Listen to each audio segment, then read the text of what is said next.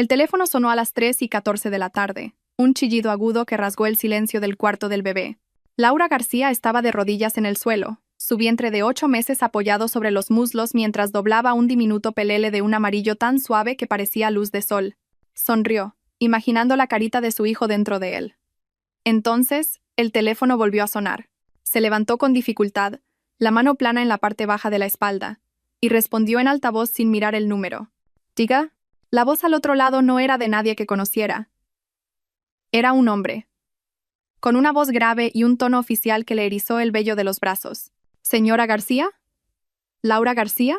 «Sí, soy yo. Le llamamos de la Guardia Civil de Tráfico. Su marido, Miguel Sánchez, ha sufrido un accidente de coche en la A6, dirección a Coruña. El aire se congeló en sus pulmones. El pelele amarillo se le resbaló de las manos y cayó al suelo. ¿Un accidente? ¿Él está bien?» La pausa al otro lado de la línea duró una eternidad. «Está vivo, señora. Ha sido trasladado al Hospital Universitario La Paz, pero no estaba solo». La última frase quedó suspendida en el aire, cargada con un peso que no pudo descifrar de inmediato. No estaba solo. Claro que no. Seguramente estaría con un cliente, quizás cerrando un trato importante. Miguel era director de ventas en un concesionario de coches de lujo. Vivía para su trabajo. «¿Con quién estaba?», preguntó, su voz ya un hilo. «No tenemos esa información en el atestado, señora. Solo que la pasajera también ha sido ingresada. Necesita venir al hospital de inmediato». El agente colgó.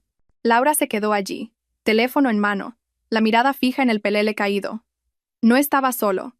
La frase resonaba, adquiriendo un contorno nuevo, más oscuro, más afilado. Un temblor comenzó en sus manos y le recorrió las piernas. Se apoyó en la cómoda, con la respiración entrecortada, jadeante. No era un cliente. Lo sintió. Era algo distinto. Sin pensar, cogió el bolso, las llaves del coche y salió del apartamento, cerrando la puerta sin echar la llave. En el ascensor, el espejo le devolvió la imagen de una mujer que apenas reconoció. El rostro pálido, los ojos desorbitados, el enorme vientre de embarazada que parecía un frágil escudo contra lo que le esperaba. Las lágrimas llegaron sin previo aviso, silenciosas, calientes, mientras conducía por las calles lluviosas y exclusivas de Madrid.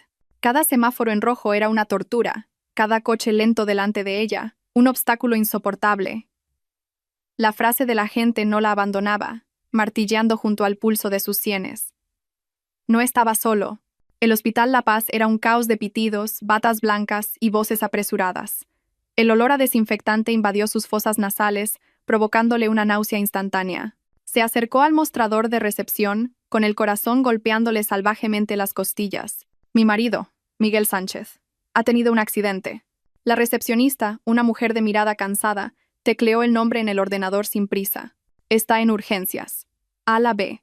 Hable con la enfermera jefa en el mostrador al final del pasillo».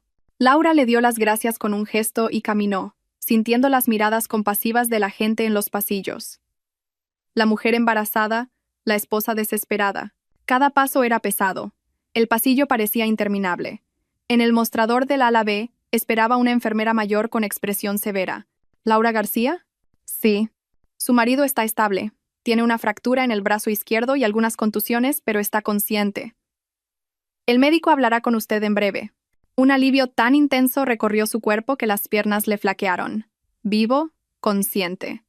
Se agarró al mostrador para no caer. ¿Y la otra persona? ¿La que iba con él? La enfermera la miró un segundo. Un destello de lo que parecía compasión en sus ojos. «¿Su acompañante está en el box de al lado? ¿Heridas leves?» La palabra acompañante sonaba extraña, demasiado íntima. La enfermera le tendió una tablilla con un formulario de ingreso. «Necesito que firme aquí, por favor». Laura cogió el bolígrafo, pero sus ojos se desviaron a la parte superior de la página. Allí estaba el nombre de su marido, escrito con la letra apresurada de algún sanitario. «Paciente. Miguel Sánchez, box 14.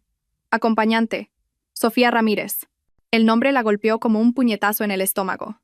El aire le fue robado de los pulmones. No podía ser. Sofía Ramírez, la vecina del 1202. La instructora de yoga con una sonrisa dulce y un marido tranquilo. La mujer que 3 días antes había llamado a su puerta para regalarle un tarro de mermelada casera y preguntarle, con ojos brillantes, si ya sentía mucho las pataditas del bebé. La misma Sofía que le había cogido la mano y le había dicho: «Vas a ser una madre increíble, Laura. Siento muchísima admiración por ti». La sangre se le fue del rostro. La tablilla se le resbaló de los dedos y golpeó el suelo con un ruido seco. El sonido de los monitores cardíacos, un aviso a un médico por megafonía, el llanto de un niño en algún lugar del pasillo, todo se fundió en un zumbido agudo y distante. Se llevó la mano al vientre, un gesto instintivo de protección, y las rodillas le cedieron. Cayó allí mismo, en medio del pasillo del hospital, con el mundo reducido a ese nombre escrito en un formulario. Sofía, la vecina, la amiga, la amante. El suelo estaba frío y duro bajo sus rodillas. Por un momento, el mundo se redujo a esa sensación, el frío calando a través de sus vaqueros, la presión en sus huesos, el dolor sordo que era un eco lejano del verdadero dolor que se instalaba en su pecho. La enfermera se acercó, su voz preocupada, atravesando el zumbido en sus oídos. «Señora, señora, ¿está bien?» Alguien la ayudó a levantarse. Unas manos firmes bajo sus brazos la guiaron hasta una incómoda silla de plástico contra la pared. Se sentó, pero su cuerpo no se sentía suyo. Era una cáscara pesada y hueca, con un peso muerto en el vientre que, por primera vez, no era su hijo, sino el peso de la traición. Sofía Ramírez. El nombre era un veneno extendiéndose por sus venas. Cada recuerdo, cada interacción con la vecina se reconfiguraba ahora bajo una luz enfermiza y cruel. Las visitas inesperadas con la excusa de pedir una taza de azúcar, las charlas en el ascensor donde Sofía siempre encontraba la manera de preguntar por Miguel, por su trabajo, por sus viajes. Debe de trabajar muchísimo. Pobrecillo. Tienes que cuidarlo mucho, Laura. La frase, que antes sonaba a solidaridad femenina, era ahora una burla, una puñalada disfrazada. El recuerdo más nítido y doloroso vino después. Un domingo, hacía 2 meses, en la barbacoa de la azotea del edificio. Una reunión de vecinos. Laura estaba sentada, cansada por el avanzado embarazo, mientras Miguel estaba en la parrilla con los otros hombres. Sofía se acercó. Se sentó a su lado y le puso una mano en el vientre. ¿Puedo sentir?, preguntó con una dulzura que ahora le daba náuseas. Y luego, con la mirada fija en la suya, dijo: «Es una conexión tan mágica, ¿verdad? Entre madre e hijo. Nada puede romper eso». Allí, sentada en el pasillo estéril del hospital, Laura comprendió la profundidad de esa mentira. No era solo una aventura, un desliz. Era una actuación, una obra cruel escenificada bajo sus propias narices en el lugar que llamaba hogar. La vecina no quería ser su amiga. Quería un asiento en primera fila para observar su vida. Quizás para compararse, quizás por puro sadismo. Cada pregunta sobre el embarazo, cada consejo sobre las vitaminas y las náuseas matutinas no era empatía. Era recopilación de información. Era una forma de tantear el terreno, de saber cuán ajena estaba la esposa embarazada al mundo de mentiras que su marido estaba construyendo. Un médico joven, con gafas de montura fina y expresión seria, se detuvo frente a ella. «Señora García, soy el doctor Ruiz, el médico de guardia. Su marido está fuera de peligro. La fractura del radio distal en el brazo izquierdo necesitará inmovilización, pero no hay daño neurológico. Ha tenido suerte». La palabra suerte sonó como un insulto. Suerte de estar vivo para enfrentarse a la destrucción que había causado. «¿Puedo verle?», preguntó Laura, con una voz irreconocible. El médico dudó. «Está sedado ahora mismo para el dolor». «Y la otra paciente está en el mismo box de observación. Quizás es mejor esperar un poco». No, dijo Laura con una firmeza que la sorprendió a sí misma. «Quiero verle ahora». El médico la observó, la mirada profesional tratando de descifrar qué había detrás de esa fría determinación. Vio el vientre prominente, el rostro pálido, los ojos que ya no derramaban lágrimas pero contenían una tormenta. Asintió. «De acuerdo, por aquí». El box de observación estaba separado del pasillo solo por una cortina verde. El médico la descorrió y la escena se reveló. 2 camas, una al lado de la otra. A la derecha, Miguel, con el brazo izquierdo envuelto en una férula blanca, la cara arañada, los ojos cerrados bajo el efecto de los sedantes. Incluso inconsciente, su expresión parecía culpable. En la cama de la izquierda, a menos de 2 metros de él, estaba Sofía. Tenía un vendaje en la frente, cerca del nacimiento del pelo, y miraba al techo con los ojos vidriosos. No la vio entrar. Estaba perdida en su propio mundo de dolor y consecuencias. Laura se quedó helada en la entrada, una estatua de hielo. El aire se volvió denso, pesado, difícil de respirar. Allí estaban, juntos, la prueba viviente, lado a lado, de la mentira que definía su vida. El hombre con el que compartía cama, sueños, el futuro hijo, y la mujer que le ofrecía mermelada casera y consejos maternales. La intimidad de esa escena era más devastadora que cualquier confesión. No eran solo amantes, compartían un accidente, una cama de hospital, un destino. Eran una unidad, y ella era la extraña, la pieza que no encajaba en esa ecuación de traición. Fue entonces cuando Sofía giró lentamente la cabeza, y sus ojos se encontraron con los de Laura. El reconocimiento fue instantáneo, seguido de una oleada de pánico que desfiguró sus facciones. Los labios de Sofía se entreabrieron, pero no salió ningún sonido. Era un pez fuera del agua, boqueando por el aire que la verdad le había robado. El miedo en su rostro era feo, desprovisto de cualquier dignidad. No había remordimiento allí, solo el terror de ser descubierta. En esa mirada, Laura no vio a la vecina sonriente, a la instructora de yoga, a la amiga. Vio a una depredadora acorralada. Laura no apartó la vista. Sostuvo la mirada, sintiendo cómo una fuerza fría y cortante se apoderaba de ella. No había espacio para el llanto, ni para los gritos, ni para la desesperación que la había consumido minutos antes. Solo había una claridad brutal. Dio un paso hacia la habitación, y luego otro. Cada movimiento era deliberado, pesado. Se detuvo junto a la cama de Miguel, sin mirarlo. Sus ojos permanecieron fijos en Sofía. No estaba solo, dijo Laura, su voz baja, pero resonando en el silencio de la sala. Repitió las palabras de la gente, devolviéndolas a su origen. La frase golpeó a Sofía con la fuerza de una bofetada. La mujer se encogió, desviando la mirada hacia la sábana blanca como si pudiera esconderse allí. Laura, comenzó, su voz un susurro roto. No, la cortó Laura, su tono gélido. No te atrevas a decir mi nombre. El silencio que siguió solo fue roto por el pitido rítmico del monitor cardíaco de Miguel. Un sonido constante y mecánico que marcaba el tiempo de esa nueva y terrible realidad. Laura se giró y miró a su marido por primera vez. El hombre que amaba, o creía amar, el padre de su hijo. Su rostro, incluso en reposo, parecía el de un extraño. Los rasgos que conocía tan bien, que besaba cada mañana, estaban ahora manchados por la mentira. Extendió la mano, pero se detuvo a centímetros de su cara. Ya no había derecho al tacto. Lo que tenían, lo que habían construido, se había hecho añicos en la A6, dentro de un coche de lujo con la vecina en el asiento del copiloto. Se apartó de la cama, con el cuerpo rígido. La adrenalina que la había mantenido en pie comenzaba a desvanecerse, dando paso a un agotamiento profundo que le venía de la planta de los pies. El vientre le pesaba y un dolor agudo en la espalda baja le hizo contener el aliento. El bebé se movió, una patada fuerte, como si protestara contra la angustia que lo rodeaba. Se colocó la mano sobre el abdomen, un gesto de protección. Y en ese instante de alianza, supo que eran ellos dos ahora, solo ellos. Se giró para irse, pero se detuvo en la puerta. Había una cosa más que hacer, una última pieza que mover en ese tablero de dolor. Sacó el móvil del bolso, las manos temblando ligeramente. Buscó el contacto que solo había usado una vez, para confirmar la asistencia a aquella barbacoa del edificio. David Ramírez, el marido de Sofía. El ingeniero civil, tranquilo y de pocas palabras, que siempre parecía estar a la sombra de su esposa sociable y sonriente. Un hombre honesto y trabajador que, al igual que ella, estaba a punto de ver su mundo puesto del revés.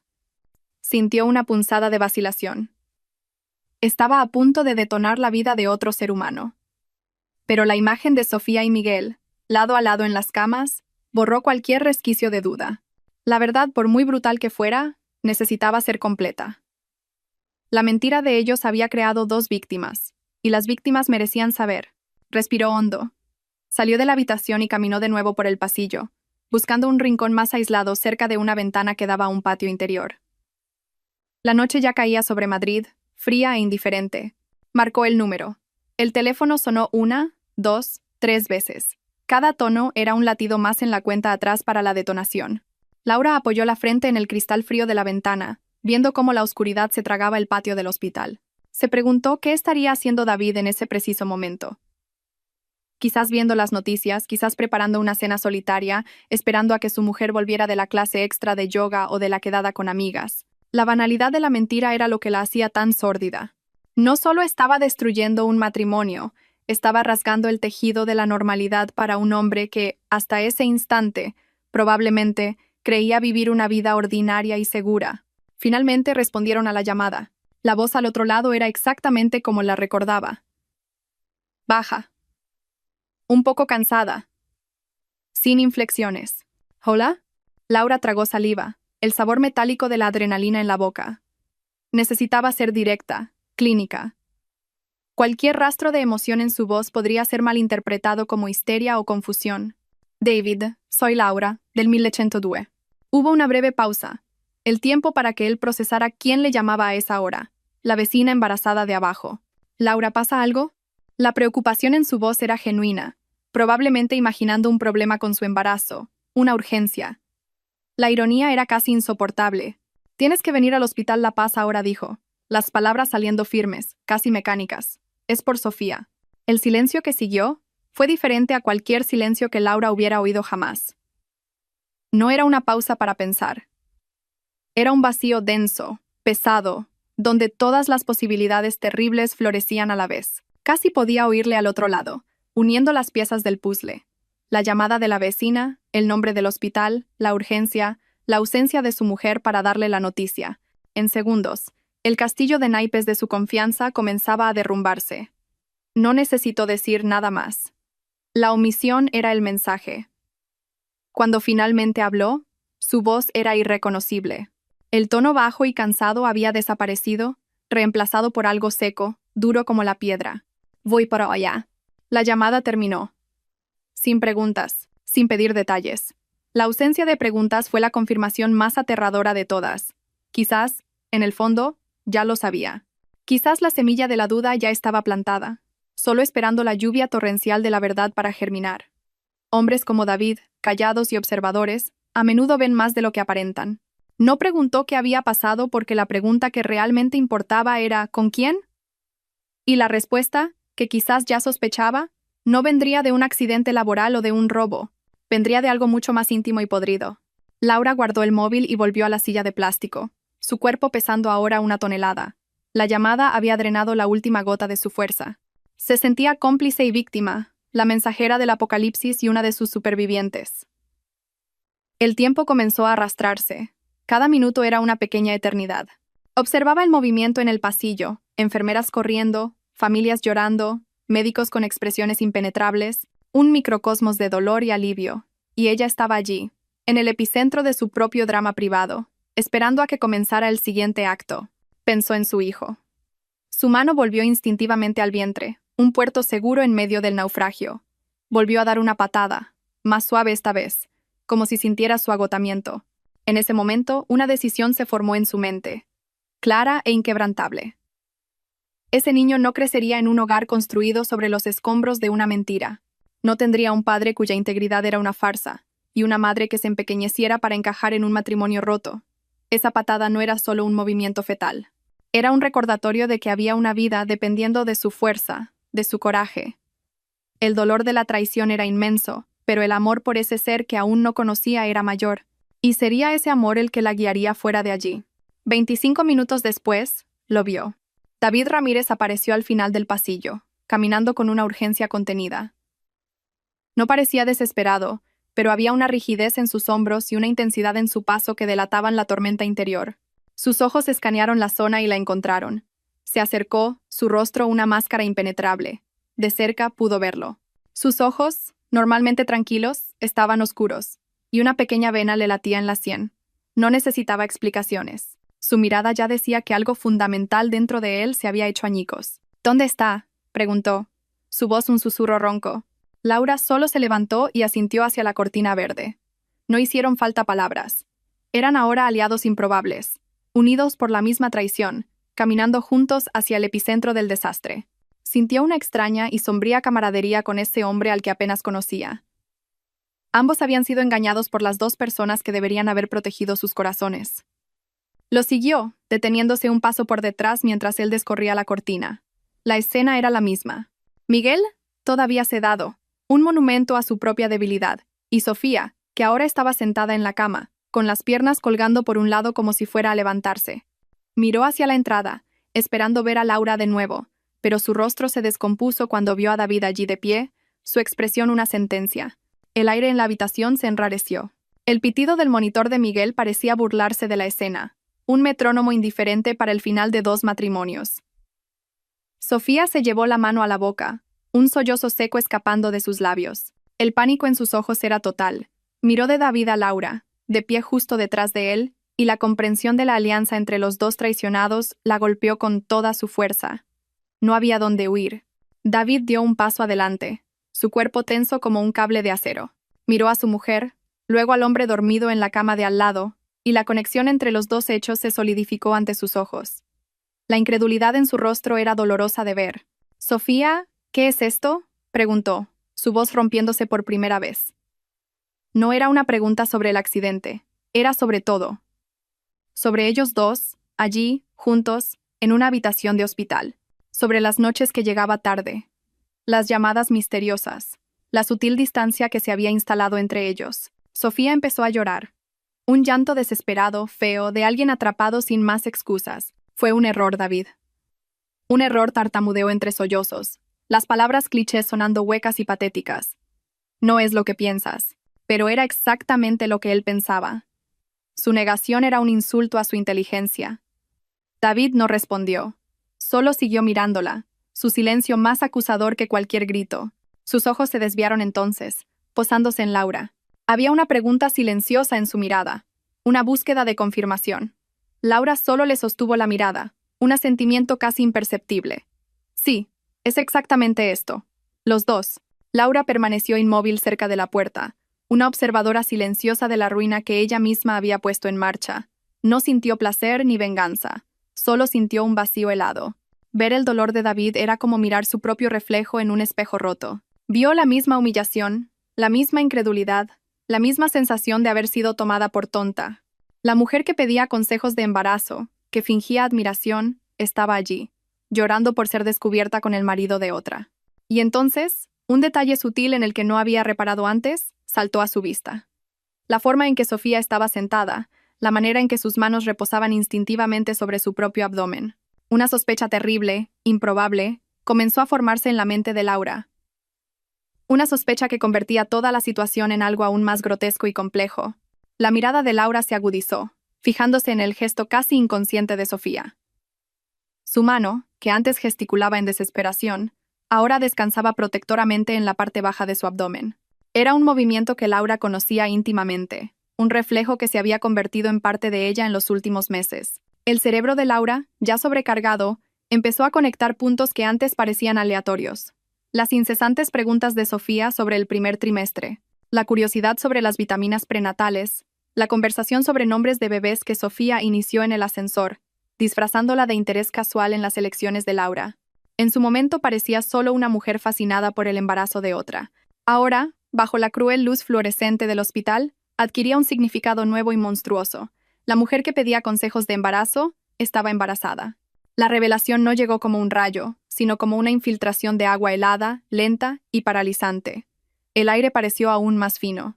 El llanto de Sofía, las palabras rotas de David, el pitido constante del monitor, todo se convirtió en ruido de fondo ante el zumbido ensordecedor de esa nueva verdad en su mente. Miró el vientre de Sofía, oculto bajo el holgado camisón del hospital. No había un bulto evidente como el suyo, pero había una cierta plenitud, una postura que reconoció. Era el principio. El secreto que guardaba Sofía no era solo una aventura, era una consecuencia. David, inmerso en su propio dolor, no se percató del foco de la mirada de Laura. Dio otro paso hacia su mujer, la ira empezando a superar al shock. ¿Un error?, repitió, su voz baja y peligrosa. Un error es tomar la salida equivocada de la autopista, Sofía. Un error es olvidarse de pagar una factura. Estar en un coche fuera de la ciudad con el marido de la vecina, eso no es un error, es una elección. Una elección que has hecho cada día. Cada palabra era un golpe. Sofía se encogió, el rostro surcado de lágrimas. No fue así. Iba a contártelo, mintió. Su voz débil, buscando cualquier salvavidas en medio del naufragio. ¿Contarme el qué?, presionó David, su voz subiendo de volumen. ¿Que me estabas engañando? ¿O ibas a esperar a que él dejara a su mujer embarazada para darme la noticia? La mención del embarazo de Laura quedó flotando en el aire. David miró a Laura por un segundo, y por primera vez, la dimensión completa de la crueldad de la situación pareció golpearle. No era solo una traición entre dos parejas. Era una traición contra una mujer en su momento más vulnerable. Su expresión se endureció aún más.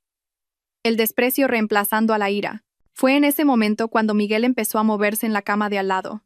El sedante estaba perdiendo efecto. Gimió, Un sonido bajo y gutural, y sus ojos se abrieron lentamente, parpadeando para ajustarse a la luz. Su primera visión fue el techo blanco. La segunda, cuando giró la cabeza, fue su mundo desmoronándose. Vio a Sofía llorando, vio a David de pie allí, tenso como un animal a punto de atacar, y finalmente vio a Laura, inmóvil cerca de la puerta, su rostro un lienzo en blanco donde él podía proyectar toda su culpa. «Laura», susurró, el nombre saliendo con dificultad. Laura no respondió. Solo lo observó, su mirada vacía, desprovista de cualquier emoción que él pudiera reconocer. Donde esperaba ver furia o lágrimas, solo encontró nada, y esa nada era infinitamente más aterradora. La presencia de Miguel, ahora consciente, cambió la dinámica de la habitación. David se giró hacia él, un nuevo objetivo para su furia. «Tú», dijo, la voz cargada de asco. «Entraste en mi casa, me estrechaste la mano, comiste en mi mesa, y a mis espaldas estabas con mi mujer». Miguel intentó incorporarse, pero el dolor en el brazo le hizo retroceder con una mueca. «David, cálmate». «Hablemos», comenzó, usando el tono apaciguador de director de ventas que tantas veces le había salvado. Pero allí, en ese contexto, sonó patético. «¿Hablar?». David rió, un sonido seco y sin humor. «No hay nada que hablar. La escena aquí habla por sí misma». Se volvió de nuevo hacia Sofía, el foco volviendo a la fuente de su dolor. «Se acabó, Sofía. Recoge tus cosas. No quiero volver a verte». Fue entonces cuando la desesperación de Sofía alcanzó su punto máximo. La amenaza de perderlo todo, su marido, su casa, su estabilidad, la hizo jugar su última y más terrible carta. «No puedes hacer esto», gritó su voz estridente. «David, estoy embarazada». El silencio que cayó sobre la habitación fue absoluto, tan profundo que el pitido del monitor pareció gritar. David se quedó helado, su cabeza girando lentamente hacia ella, la expresión de incredulidad total. Miguel, en la otra cama, abrió los ojos como platos, el shock estampado en su rostro. Él tampoco lo sabía. Esa era una parte del secreto que Sofía había guardado solo para ella. Laura cerró los ojos por un instante, así que era verdad. La sospecha se había confirmado de la manera más brutal posible. Sintió que el suelo desaparecía bajo sus pies, pero su cuerpo no se movió. La adrenalina volvió con toda su fuerza, una oleada de energía fría que la mantuvo en pie, observando el acto final de esa tragedia. David miró el vientre de Sofía, luego de nuevo su rostro. Su mente trabajaba furiosamente, tratando de procesar la información, tratando de encajarla en la línea de tiempo de la traición. «¿Embarazada?», repitió. La palabra extraña en su boca. Un destello de algo que podría haber sido alegría en otras circunstancias brilló en sus ojos, pero fue inmediatamente extinguido por la duda venenosa. Miró a Miguel, luego de nuevo a Sofía. La pregunta no necesitó ser formulada. Estaba estampada en cada músculo tenso de su cara. «Es tuyo, David». «Claro que es tuyo», dijo Sofía apresuradamente, la voz patinando en el afán de convencerle. «Estábamos intentándolo, ¿recuerdas? Es tuyo, te lo juro». Pero el juramento sonó falso. La semilla de la desconfianza, una vez plantada, era una mala hierba imposible de arrancar. El hecho de que hubiera ocultado el embarazo hasta ese momento de desesperación era la prueba de que algo andaba mal. No había compartido la noticia con alegría, sino que la usaba como un escudo, un arma de chantaje emocional. Miguel, por su parte, estaba pálido. Miraba a Sofía, luego a su vientre, luego a Laura. Su expresión era una mezcla de shock, confusión y miedo abyecto. Su aventura sin consecuencias acababa de adquirir una complicación que nunca imaginó. Un hijo, quizás su hijo, creciendo en el vientre de la mujer de otro hombre, mientras su propia mujer llevaba a su heredero legítimo. La simetría era enfermiza. Laura observaba la escena, sintiéndose extrañamente distante, como si viera una película. Vio las piezas moverse, los lazos romperse, las mentiras superponiéndose a otras mentiras. Vio la trampa que Sofía se había construido a sí misma al intentar retener a su marido con la noticia del embarazo. Solo había encendido la mecha de una bomba mucho más grande: la paternidad. David no dijo nada más. Miró una última vez a la mujer que lloraba en la cama, luego al hombre que era la causa de su ruina. Había derrota en sus ojos, la amarga aceptación de que ya no se podía salvar nada. Se dio la vuelta, su cuerpo moviéndose con la rigidez de un hombre mucho más viejo, y caminó hacia la puerta. Pasó junto a Laura sin mirarla, pero por un segundo sus hombros se hundieron, y ella sintió el peso del dolor compartido entre ellos. Luego se fue, dejando atrás el silencio y los restos de dos vidas. En la habitación quedaron los tres, el triángulo amoroso ahora expuesto en toda su sordidez. Sofía sollozaba en voz baja. Miguel miraba al vacío, su brazo roto el menor de sus dolores. Y Laura. Laura finalmente se movió. Caminó lentamente hasta la cama de Miguel. Él levantó los ojos hacia ella, la súplica evidente en su rostro. Laura, perdóname, por favor, puedo explicarlo. Ella lo miró, no con odio, sino con una especie de curiosidad clínica, como un científico observando un espécimen. ¿Explicar qué, Miguel?, preguntó, su voz calmada, nivelada. ¿Que me engañaste? ¿O que me engañaste con la vecina que fingía ser mi amiga? ¿O quizás quieres explicar cómo tuviste el descaro de hacer esto mientras yo llevo a tu hijo? Y ahora está esto. Su mirada se movió hacia Sofía, que se encogió bajo el peso de esa atención. Destruiste nuestra familia, Laura continuó, su voz todavía baja, pero cada palabra cortando el aire. Destruiste todo lo que construimos. ¿Y para qué? ¿Para alguien que está embarazada y ni siquiera parece segura de quién es el padre? No esperó una respuesta. No había respuesta que pudiera arreglar aquello. Se dio la vuelta y salió de la habitación, dejando a los dos amantes atrás, a solas con las ruinas de sus elecciones. En el pasillo, no se detuvo. Siguió caminando, pasando por recepción, a través de las puertas de cristal automáticas hasta que el aire frío de la noche madrileña le golpeó la cara. Respiró profundamente. El aire helado le quemó los pulmones pero le aclaró la mente. Ya no había más lágrimas. Solo había una resolución, fría y dura como el acero. Esa era la última vez que se permitiría ser una víctima en esa historia. A partir de ese momento sería la arquitecta de su propio futuro. Y de la justicia. Las puertas de cristal del hospital se cerraron detrás de Laura, amortiguando el caos de pitidos y voces y dejándola en el frío silencio de la noche. No fue directamente al coche. En su lugar, caminó hasta un banco de hormigón vacío bajo la luz amarillenta de una farola y se sentó. El frío de la piedra se filtró a través de la tela de sus pantalones, pero apenas lo sintió. Su cuerpo estaba entumecido, una coraza protectora alrededor del torbellino de pensamientos y del dolor agudo que se negaba a convertirse en lágrimas. No lloraría, no allí. Llorar era una liberación, y sentía que si empezaba, no podría parar. Necesitaba su fuerza intacta. Se quedó sentada allí un tiempo que no pudo medir, observando los coches pasar por la avenida, cada uno conteniendo un universo de historias que desconocía. Gente volviendo a casa, con sus familias, a sus vidas normales. La palabra normal parecía ahora pertenecer a un idioma extranjero. Su vida se había bifurcado en un antes y un después, y la frontera era una habitación de hospital con 2 camas y una mentira expuesta. La frase que le había dicho a Miguel resonaba en su mente. Destruiste nuestra familia. Pero mientras la decía, se dio cuenta de una verdad más profunda. Una familia construida sobre cimientos tan frágiles, tan susceptible a la primera tormenta, quizás ya estaba rota mucho antes del colapso final. La traición no fue el terremoto, fue solo el temblor que reveló las grietas que ella, en su felicidad confiada, se había negado a ver. Los recuerdos de los últimos meses comenzaron a alinearse de una nueva manera, como piezas de un puzzle reordenadas para formar una imagen grotesca. Los viajes de negocios de Miguel en fin de semana, que justificaba como esenciales para alcanzar los objetivos. Las veces que llegó tarde a casa, oliendo a un perfume que no era el suyo, y dijo que era de una clienta en una prueba de conducción. La distancia sutil, el móvil ahora siempre boca abajo en la mesilla de noche, la irritabilidad cuando le preguntaba por su día. Cada una de esas pequeñas señales, que había descartado como estrés laboral o paranoia de embarazada sensible, se revelaban ahora como banderas rojas que había ignorado. No solo la habían engañado, ella, en su confianza ciega, había permitido que el engaño floreciera. La puerta del hospital se abrió de nuevo, y una enfermera que reconoció del pasillo se acercó con cautela. «Señora García, ¿está bien? No debería estar aquí fuera con el frío». Laura levantó la vista. «Me voy en un momento. Solo necesitaba un minuto». La enfermera dudó, la compasión profesional luchando contra el deseo de no entrometerse. «Su marido está preguntando por usted. Está bastante alterado». Laura sintió una oleada de repulsión. Alterado. Él estaba alterado.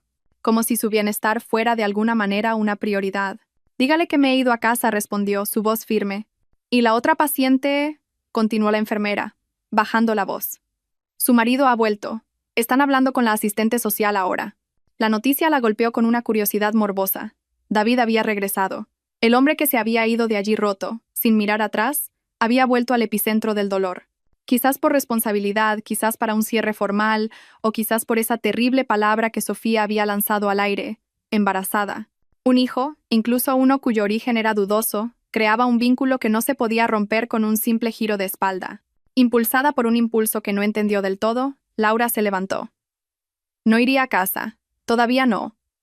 Había un último capítulo que presenciar esa noche. Volvió a entrar en el hospital, pero no a la ala de urgencias. Siguió la dirección que la enfermera había indicado con la mirada hacia una pequeña sala de espera cerca del despacho de servicios sociales. Desde una distancia segura, oculta por la arquitectura impersonal del pasillo, pudo ver la escena a través de una ventana de cristal. David estaba sentado en una silla, el cuerpo inclinado hacia adelante, los codos en las rodillas, la cabeza entre las manos. Sofía estaba en otra silla, frente a él, y entre ellos, una mujer de aspecto cansado, la asistente social, intentando mediar en lo imposible. La voz de Sofía era un murmullo suplicante, inaudible a través del cristal. Gesticulaba, lloraba, señalaba su propio vientre. Y fue allí, en esa sala estéril bajo la luz fría, donde se despojaron las últimas capas de la verdad. Más tarde, un médico amigo de la familia, a quien Laura contactó en un momento de lúcida desesperación, le contaría los detalles de lo que se dijo en esa sala. La confesión de Sofía, extraída bajo la presión de la pérdida inminente, fue una mezcla patética de medias verdades y manipulación. Admitió que la aventura con Miguel no era nueva. Habían tenido una breve relación años antes, poco después de mudarse al edificio, algo que ambos acordaron terminar. Pero la llama, según ella, se reavivó hacía unos meses. Y el detalle más cruel, la puñalada final a la confianza de David, fue la cronología. Confesó que el reencuentro con Miguel ocurrió después de que descubriera que estaba embarazada. El hijo, juró y perjuró, era de David. La concepción había ocurrido durante un periodo en el que estaban intentándolo activamente, un último intento de salvar un matrimonio que ya se desmoronaba en silencio. Pero al descubrirse embarazada, en lugar de acercarse a su marido, sintió pánico, asfixia, y buscó en Miguel una válvula de escape, una dosis de adrenalina y atención que sentía que le faltaba en casa. No lo amaba, le dijo a David. Fue una debilidad, un error estúpido, una búsqueda de sentirse deseada en un momento de inseguridad. Siguió viéndolo, incluso llevando el hijo de otro hombre, porque era más fácil vivir la emoción de la mentira que enfrentar la realidad de su matrimonio moribundo. 2 matrimonios, 2 hogares, 2 mentiras entrelazadas por la inconsecuencia de 2 personas que solo pensaron en sí mismas. Miguel, buscando emoción fuera de un matrimonio con una esposa embarazada. Sofía, usando al amante como una tirita para las heridas de su propia relación mientras llevaba un hijo que merecía más. No eran amantes trágicos. Eran solo personas egoístas que, para satisfacer un deseo momentáneo, no dudaron en arriesgar la estructura de 4 vidas y de 2 niños por nacer. Laura, observando desde lejos, sintió como el último resto de sentimiento por Miguel se convertía en cenizas. Ya no era dolor ni ira, era un desprecio profundo y amargo. No la había traicionado por un gran amor, por una pasión arrolladora que lo redimiera en una tragedia romántica. La había traicionado por aburrimiento, por vanidad, por la emoción barata de una aventura con la vecina casada. Había cambiado la familia que estaban construyendo, la santidad del nacimiento de su hijo, por un lío recalentado y sórdido con una mujer que lo usaba como pasatiempo. Vio a David levantarse. No dijo una palabra. Solo miró a Sofía, una mirada larga y vacía que pareció atravesarla. Era la mirada de un hombre que contempla las ruinas de su propia casa, sabiendo que no hay una sola viga que pueda salvarse. Luego se dio la vuelta y salió de la sala, atravesando la puerta principal del hospital y desapareciendo en la noche. Esta vez, para siempre, no miró atrás. Laura también se dio la vuelta y se fue. No había nada más que ver allí. La destrucción estaba completa. Condujo a casa en piloto automático, la mente extrañamente silenciosa. El apartamento, antes un santuario, ahora parecía la escena de un crimen. Cada objeto, cada foto en la pared, cada mueble que eligieron juntos, era un testigo de la mentira. Entró en el cuarto del bebé, el pelele amarillo todavía en el suelo, y lo recogió. La suavidad de la tela en sus manos era lo único real en un mundo que se había convertido en una pesadilla. No desmontaría esa habitación. La terminaría. Sola. A la mañana siguiente, la primera llamada que hizo fue a un abogado. La segunda, a una agencia inmobiliaria. La tercera, a una empresa de mudanzas. Actuó con una eficiencia fría y metódica, como si gestionara un proyecto de arquitectura, no la demolición de su propia vida. Cada decisión era un paso lejos de él, lejos de ese edificio, lejos de la mujer del 1202. A Miguel le dieron el alta a última hora de la tarde. Llamó a Laura docenas de veces, pero ella no respondió. Luego, cogió un taxi a casa, probablemente esperando encontrarla.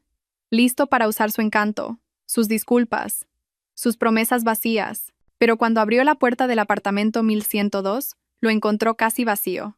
Cajas apiladas en las esquinas, espacios en blanco en las paredes donde antes colgaban cuadros, el eco de una vida que ya no existía. Sobre la mesa de centro de cristal, el único mueble que quedaba en el salón, había un sobre manila. Su nombre, Miguel, estaba escrito con la elegante caligrafía de Laura. Con manos temblorosas, su brazo bueno luchando contra el cabestrillo que inmovilizaba al otro, lo abrió.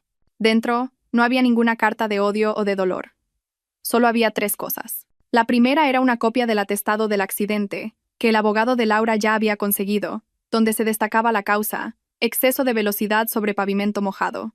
La segunda era una copia de la última ecografía de su hijo, la imagen en blanco y negro de un perfil perfecto, una vida latiendo ajena a la sordidez de su padre. Y la tercera era una pequeña nota con una sola frase. Mientras tú mentías, yo aprendí a vivir. No había firma. No era necesaria. Miguel se quedó de pie en medio de la habitación vacía, mirando esos 3 trozos de papel, la prueba de su imprudencia, la imagen de su pérdida y la declaración de independencia de ella. No tuvo el valor de tocar la ecografía. Solo se hundió en el suelo, en medio del vacío, y el peso de todo lo que había perdido finalmente lo aplastó. El divorcio fue un proceso rápido y brutalmente eficiente. Laura instruyó a su abogado para que no negociara, solo ejecutara. No quería nada más que lo que le correspondía por derecho y su libertad. Mientras los papeles avanzaban, se instaló en un apartamento alquilado en una zona tranquila de la ciudad, un barrio con calles arboladas y aire de empezar de nuevo. El espacio era más pequeño, más simple, pero cada centímetro cuadrado era suyo. No había recuerdos de Miguel impregnados en las paredes, ni el riesgo de cruzarse con Sofía en el ascensor. Era territorio neutral, un lienzo en blanco. Con una calma que la sorprendió, comenzó a montar el cuarto del bebé. Pintó las paredes de un gris suave. Montó la cuna con sus propias manos, siguiendo el manual de instrucciones con una concentración casi meditativa. Cada tornillo apretado, cada pieza encajada, era un acto de construcción. Una afirmación de su capacidad para crear y sostener una vida sola. No sentía la ausencia de Miguel. De hecho, la soledad era productiva, silenciosa, permitiéndole conectar con una fuerza que no sabía que poseía. La habitación estuvo lista en una semana. Un nido de paz y promesas construido no sobre los restos de una familia, sino sobre los cimientos sólidos de una mujer redescubriéndose a sí misma. Las noticias de los otros llegaron en fragmentos, a través de conocidos comunes y de la inevitable red de cotilleos del antiguo edificio. A Sofía le dieron el alta 2 días después que a Miguel. David, fiel a su palabra, no estaba allí para recogerla. Le pidió el divorcio y, en un acto de fría piedad, exigió una prueba de ADN prenatal. El resultado, que llegó semanas después, fue el último clavo en el ataúd de ese matrimonio. El hijo efectivamente era suyo, pero la confirmación biológica no cambió nada. La traición a la confianza había sido demasiado profunda. David accedió a cumplir con todas sus obligaciones como padre, pero dejó claro que el matrimonio estaba muerto y enterrado. Sofía, ahora una paria en el edificio y abandonada por su amante, enfrentaría la maternidad en una soledad que ella misma había construido. Miguel, por su parte, se hundió. El apartamento vacío se convirtió en su prisión. La ausencia de Laura y de la vida que tenían era un fantasma que lo acosaba en cada habitación silenciosa. Intentó llamar, enviar mensajes, suplicar una segunda oportunidad, pero Laura había bloqueado su número. La única comunicación que recibía era a través de los abogados. Perdió la concentración en el trabajo.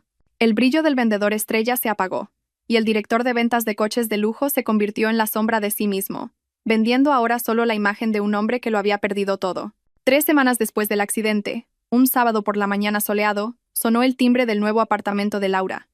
Su corazón dio un vuelco, un remanente del antiguo miedo a que fuera Miguel. Pero cuando miró por la mirilla, vio una figura inesperada. Era David Ramírez. Dudó un momento, luego abrió la puerta. Parecía más delgado, más viejo, pero había una nueva y dura resolución en su mirada. No sonrió. «Siento presentarme así», dijo, su voz baja. «Solo necesitaba darte esto». Extendió un sobre. No era un sobre de carta, sino uno de esos más grandes, para documentos. «¿Qué es?», preguntó ella. «Es una copia de la prueba de ADN y una propuesta, mía y de mis abogados». Confundida, Laura lo invitó a pasar. Se sentaron en el pequeño salón, un silencio incómodo entre ellos. Abrió el sobre. Vio el informe que confirmaba la paternidad de David. Y debajo, un documento legal. Era una propuesta de acuerdo. David le ofrecía la totalidad de la indemnización que el concesionario de Miguel tendría que pagarle por daños morales, una cantidad sustancial que su abogado confiaba en conseguir. A cambio, pedía algo que hizo que a Laura se le cortara la respiración. Pedía la custodia compartida. No de su hijo, sino del de ella. No lo entiendo, dijo Laura, el papel temblando en su mano. Es simple, comenzó David, mirando no a ella, sino a la ventana. Mi hijo va a nacer en un hogar roto por culpa de tu exmarido. Tu hijo va a nacer sin un padre presente por la misma razón. No puedo arreglar lo que le pasó a mi familia, pero quizás pueda ayudar a arreglar lo que le pasó a la tuya. Finalmente la miró, y por primera vez ella no vio solo dolor, sino una determinación feroz. No quiero ser un sustituto. Sé que no soy su padre, pero puedo ser una figura paterna. Puedo enseñarle a tu hijo a jugar a la pelota, a ser un hombre honesto. Puedo estar allí para los cumpleaños, las graduaciones. Puedo darle un hermano. Nuestros hijos, Laura, no tienen culpa de nada de esto. Son las únicas víctimas inocentes, y estarán unidos para siempre por la historia de sus padres. Quizás puedan crecer juntos, como una familia diferente, extraña, remendada, pero una familia. Laura permaneció en silencio, el mundo dando vueltas. La propuesta era una locura, sin precedentes, y al mismo tiempo tenía un sentido terrible y profundo. Era una forma de justicia poética que nunca podría haber concebido. Tomar la destrucción causada por dos personas y, a partir de ella, construir algo nuevo y funcional para los dos niños que eran el legado inocente de esa traición. No sé qué decir, susurró. No digas nada ahora, respondió él levantándose. Piénsalo. Habla con tu abogado. La propuesta es seria. No lo hago por lástima hacia ti, lo hago por ellos. Se fue, dejando a Laura sola con el documento y la posibilidad de un futuro que nunca imaginó. Una semana después nació su hijo, un niño sano con ojos curiosos y pulmones fuertes. El día que le dieron el alta, encontró 2 ramos de flores en su apartamento. Uno, anónimo, con una simple tarjeta que decía, «Enhorabuena por nuestro hijo». «Perdóname». Lo tiró a la basura sin leer el resto. El otro era un simple arreglo de flores silvestres con una tarjeta escrita a mano. «Bienvenido al mundo, campeón. Tu hermano está deseando conocerte. Con respeto, David». En ese momento, sosteniendo a su hijo en brazos, Laura supo la respuesta. No había renacido sola, había renacido junto a un aliado improbable en la construcción de algo que nadie podría prever. Su venganza no sería ver sufrir a Miguel. Su venganza sería vivir. Sería construir una familia tan feliz, tan inesperada y tan completa, que la existencia de la persona que la rompió se volviera, finalmente, irrelevante. ¿Y a ti? ¿Qué te pareció? En una escala del 0 al 10, ¿qué nota le darías? Deja tus comentarios diciendo desde qué ciudad nos estás viendo y suscríbete para seguir nuestras próximas historias. Muchas gracias por la compañía y hasta la próxima.